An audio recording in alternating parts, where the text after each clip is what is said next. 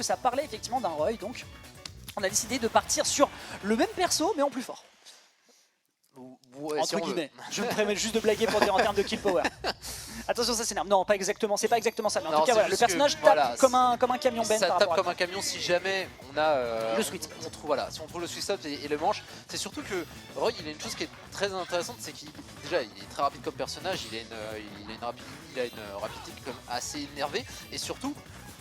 Il y a des setups qui sont très sympathiques et le fameux abus du hitbox depuis qu'on a vu Cola le jouer. Alors on a tendance à un petit peu sortir de cette méta maintenant, mais ça risque quand même assez énervé si t'arrives pas à trouver, si t'arrives pas à jouer contre, même si c'est bien Mathéo à l'heure actuelle qui avec sa pitch est en train de créer un petit peu le clutch face à son adversaire pour ce début. Ah mais clairement je te le dis, hein, je ne sais pas quelles sont les finances du Royaume Champignon, mais la taxe elle est vraiment élevée. Hein. Là tout de suite on a gratté en très peu de temps quasiment une centaine sur l'adversaire. Bon, on se laisse pas faire du côté de Seiko, hein. Quand même on se débat, on essaye d'aller chercher quelques petites phases potentiellement avec ici des tentatives de Jer, on essaye de jouer un petit peu sur le juggle comme tu le disais pour essayer d'attraper cette pitch qui est très souvent dans ses aérios. Un petit turnip ici pour essayer de conditionner au saut, on arrive à récupérer l'adversaire pour essayer de le punir sur sa recovery, mais on se fera avoir derrière sur le reverse en étant peut-être un poil gourmand. Pour l'instant le chevalier l'emporte sur la princesse. Ouais mais là c'est un petit peu le souci, c'est que oui face à lui on peut peut-être trouver que Mathéo a trouvé de bonnes choses, mais c'est toujours pareil, hein, les setups de Roy, tu en parlais, c'est un personnage qui fait excessivement mal quand il les trouve. Et le jab backer, on a bien tendance à le voir. Le side B quand même qui est trouvé sur une position de contrôle, c'est pas souvent qu'on en voit des comme ça. Donc c'est quand même, ouais, c'est un type, pardon. Ouais, c'est vrai que c'est un stitch dans les mains. Je dis un peu des bêtises, le side B c'est vrai qu'il est souvent utilisé parce que c'est compliqué à punir, mais quand t'es un épéiste, tu peux aller quand même chercher ton adversaire. Oh, très bonne phase de la part de Seiko qui retrouve l'avantage face à Mathéo. T'es obligé d'utiliser le shield vu qu'on est face à un personnage avec une épée et le petit juggle avec un 60%. En tout cas, dès que Seiko trouve ses ouvertures, ça fait excessivement mal. Non, j'aime beaucoup comment il l'utilise de manière intelligente. Tu vois, il sautait sur les plateformes pour essayer de faire comprendre à l'adversaire qu'il pouvait profiter de sa mobilité pour lui dire gars, je sais pas ce que tu vas faire, mais t'as intérêt à bien réagir parce que sinon, moi je te lâcherai pas. Et justement, derrière, il a trouvé son juggle et il rentabilise tout de même plutôt bien, si ce n'est que l'avance est récupérée par son adversaire. Oh, il y avait une tentative de setup ici qui ne passera pas, mais on conserve cet avantage. Au moins, Seiko, s'il tente, il ne perd pas la main. Tout à fait. Et Seiko, avec cette tentative, reprend encore une fois le lead avec le vert. Il va se faire repousser encore une fois par Mathéo. Et on est sur des pourcentages extrêmement even. Mais voilà, un backer ici vite trouvé sur un contre qui est arrivé un peu vite du côté de Mathéo. Et la stock qui lui filera entre les doigts. Attention quand même à ces nombreux 7B, hein, parce que oui, elle revient de loin à chaque fois. Mais on connaît certains épéistes qui sont capables d'aller chercher et on pense que c'est pas finissable. Mais par contre, tu peux aller quand même le chercher. Par contre, on n'a toujours pas trouvé le timing. Et les navets qui continue à pleuvoir et on reviendra en dernier stock. Il fera comme mon père qui avait dit qu'il partait chercher des clopes, il ne reviendra jamais sur ce stage malheureusement. Chercher des navets. T'as pas compris la blague. Si, bref, si, mais en tout cas voilà, un petit jeu de juggle de la part ici de Mathéo qui se laisse clairement pas faire. Et pour le coup tu parlais de ces side B, c'est vrai que ces side B sont l'un de ses petits défauts. Si l'adversaire l'anticipe un petit peu comme Pikachu avec sa quick attack, eh bien la punition est très sévère.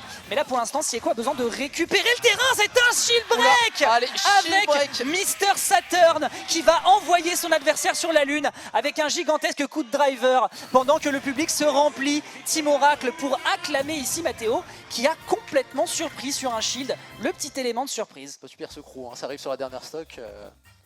Il y a un petit crew là. Un petit peu en retard. Il y a un petit crew tout de même. Là on a un petit peu de population. On a évidemment hein, l'homologue de la Team Oracle, un Katashian qui vient soutenir son camarade, tandis que Seiko doit peut-être un peu s'en vouloir parce qu'il y avait quand même un gros contrôle sur la game qui allait pour lui, je trouvais.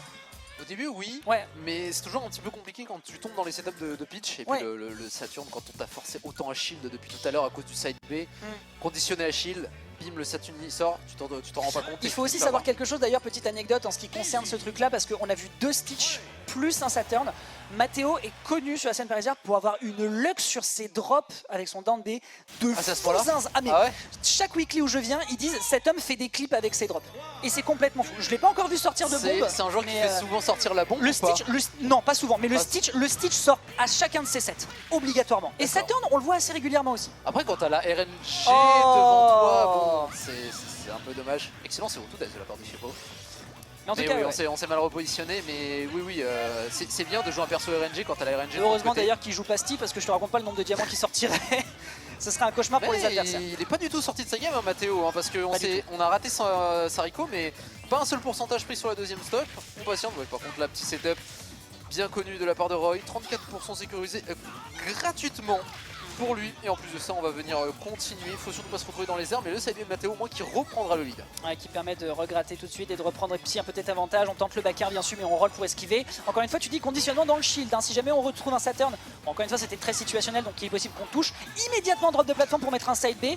Encore une fois, attention à ne pas vouloir complètement compter dessus, parce que si jamais l'adversaire l'anticipe, ça pourrait se retourner contre lui.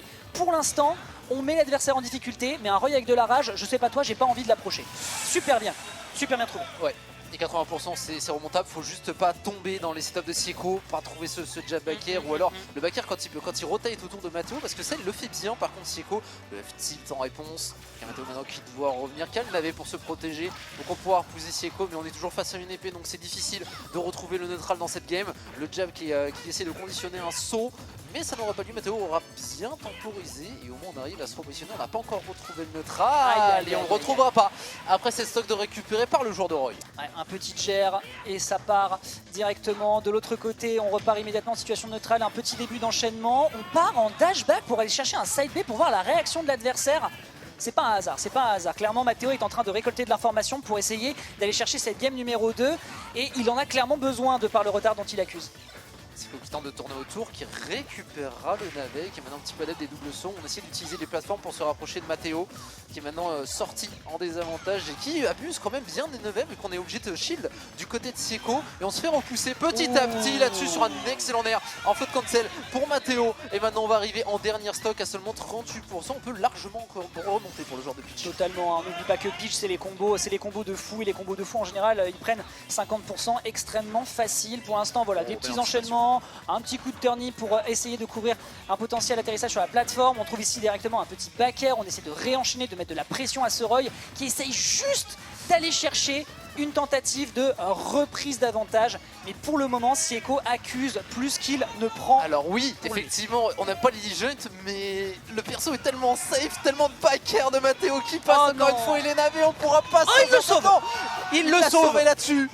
À 128%, Sieko qui pourrait peut-être profiter de sa rage, mais Matteo est tellement oppressant, il ne lui laisse aucune porte de sortie et on reviendra à 1-1 dans cette game. Aïe.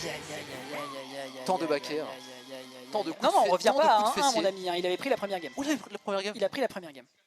Il lui a mis un shield break avec un grand coup de club de golf dans la tronche. Et oui, c'est vrai, avec le Saturn. Oui. Comment je peux oublier ça? Et oui, eh bien mesdames et messieurs, voilà, comme on disait, hein, la taxe d'une Peach, eh bien elle est salée. Elle est effectivement très salée et donc ça ira en défaveur de Sieko qui partira côté loser.